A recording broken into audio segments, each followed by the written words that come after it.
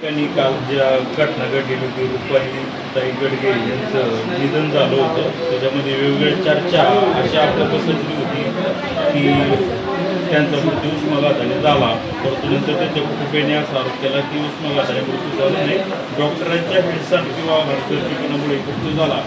आणि यानंतर संबंधित जे नातेवाईक चिडलेले होते आणि त्याच्यामधून आज मला अशी माहिती मिळाली का जे स्थानिक पत्रकार आहेत त्यांना मारहाण झालेली आहे.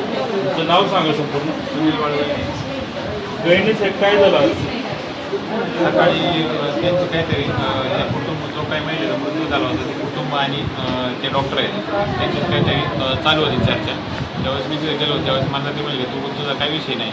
नंतर 1 तासाने मी माझ्या दुसऱ्या कामासाठी गेलो. 1 तासाने मी गावात आल्यानंतर त्यांनी मला फोन केला. कुणी?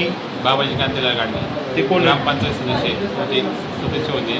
त्यांनी मला फोन केला म्हणजे तुझ्याकडे काम आहे. तर मला वाटलं का काहीतरी काम असेल तर आपण बोलू शकतो ना. ते सगळं तिथं गेल्याच्यानंतर मी त्याला सांगायला लागलो. तर मला फोन आला म्हणून मी फोन बोलायला लागलो. तो मला म्हणला पळू नको तू इकडे सकाळी तू लपलाय मला.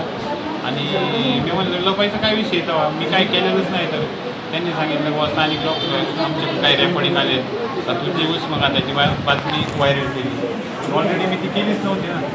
आणि आपलं जर समजा संपर्क असेल तर आपण एकमेकांची चर्चा करू शकतो ना पत्रकारासोबत. असं काही नाही का बुवा चर्चा करत नाही ना.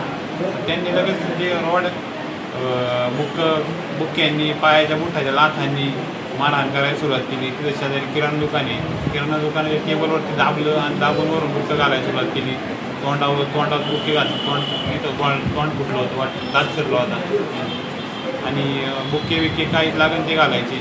बाजूचे लोक म्हणायचे अरे मारू नको पण तो काय ऐकायलाच तयार नव्हता. आणि त्यांनी सांगितलं की थोडं अशा बातम्या करायच्या नाही, असं करायचं नाही, तसं नाही करायचं. तरी आपण जर समजा गावात राहिलो त्याचा जुना काही वाद असेल तो तिथंच त्यावेळेसच काढायला पाहिजे होता ना त्यांनी. आता का काढायचं ना. आणि आता यापुढे पण आपण समजा गावात गेलो तर आज त्यांनी मारहाण केली, आपण बातमी केली तर तो पुन्हा म्हणणार तू बातमी का केली. काय तुमची कपडे वगैरे फाटलेली? कुठं मार लागला? कशाचा मार लागला? हाताचा? काठीचा मार लागला. इकडून पाठीला टेबल लागला जोरात. डोक्यात एवढे बुक्के घातले तर मग कानावरती अजून गाणं एका कानाने ऐकायलाच नाही. या बाजूने असं डोकं अर्ध बधीर झालेलं आहे. अजून गावात प्राथमिक उपचार घेऊन आता त्यांनी सांगितलं मनसरला जावं लागेल तुम्हाला. आता मनसरला आल्यानंतर सिटी स्कॅन केलेलं आहे.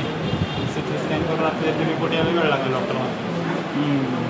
मला सांगा का तो जो विषय होता का उष्माघाताने त्या महिलेचा मृत्यू झाला, ही बातमी तुम्ही कोणत्या पत्रकाराला सांगितली होती का?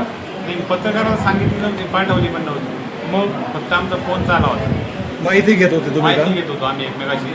मग असं होऊ शकतं का, तुम्ही बातमी केली का बुवा, एवढंच विचारलं होतं. आणि या प्रकरणात नाही पाहिजे का? तुम्ही केली का बातमी? मी नाही केली बातमी.